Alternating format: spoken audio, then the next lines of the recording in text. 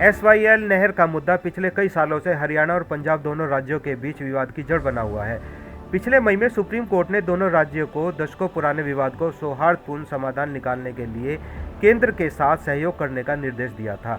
हाल ही में हुई एक सुनवाई में शीर्ष अदालत ने इस मामले की अगली सुनवाई अप्रैल में तय की थी। SYL नहर की कल्पना रावी और व्यास नदियों के पानी को दोनों राज्यों के बीच प्रभावी ढंग से बांटने के लिए की गई थी। इस प्रोजेक्ट में 214 किलोमीटर लंबी नहर बनाने की योजना है, जिसमें 122 किलोमीटर का हिस्सा पंजाब में और बाकी 92 किलोमीटर का हिस्सा हरियाणा में बनाया जाना है। पंजाब के मुख्यमंत्री भगवंत मान और हरियाणा के CM नायब सिंह सैनी ने मंगलवार को चंडीगढ़ में लंबे समय से लंबित सतलुज यमुना लिंक नहर मुद्दे पर चर्चा करने के लिए मुलाकात की। बैठक एक होटल में हुई, जिसमें दोनों सरकार के वरिष्ठ अधिकारी भी शामिल रहे। SYL का मुद्दा पिछले कई सालों से दोनों राज्यों के बीच विवाद का कारण बना हुआ है। इस बैठक का उद्देश्य दशकों पुराने जल विवाद का समाधान खोजना है। बैठक के बाद मुख्यमंत्री नायब सिंह सैनी और पंजाब के मुख्यमंत्री भगवंत मान ने संयुक्त प्रेस कॉन्फ्रेंस की। अगली बैठक में दोनों राज्यों के सिंचाई विभाग के अधिकारी बैठक करके सार्थक समाधान की तरफ पहुंचेंगे। इसके बाद आखिर में दोनों मुख्यमंत्री बैठक कर समाधान निकालेंगे।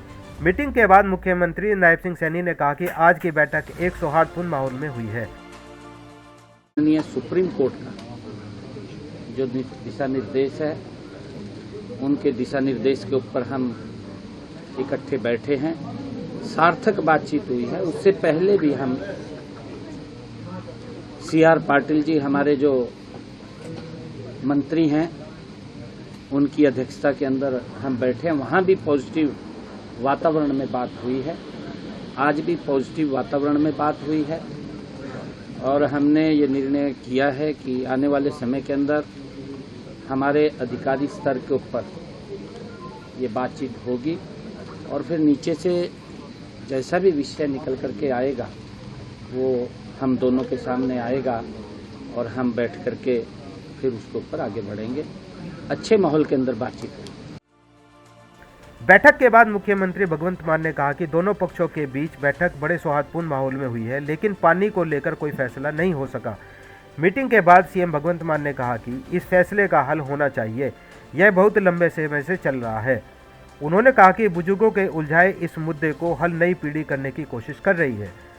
हालांकि एक सवाल के जवाब में मान ने कहा कि जब तक पानी का मसला हल नहीं होता, जब तक नहर बनाने का कोई मतलब नहीं बनता। आखिर इस नहर में पानी ही जाना है। अच्छे माहौल में बातचीत हुई है और ये मुद्दा बहुत देर से चल रहा है, बहुत देर से चल रहा नहीं, लटक रहा कह रहे हैं सकते हैं। और जैसा कि CM साहब ने बताया कि गुरुओं की वाणी हमें मार्गदर्शन कर रही है। हम भाई कन्हैया जी के वारिस हैं, जिन्होंने युद्ध में दुश्मनों को भी पानी पिलाया था। हरियाणा दुश्मन थोड़ी है हमारा, ये तो भाई है ना। हरियाणा दुश्मन तो नहीं है ना हमारा। तो पानी का जहाँ तक मसला है, ये पूरी दुनिया का ही मसला बनने वाला है आने वाले दिनों में।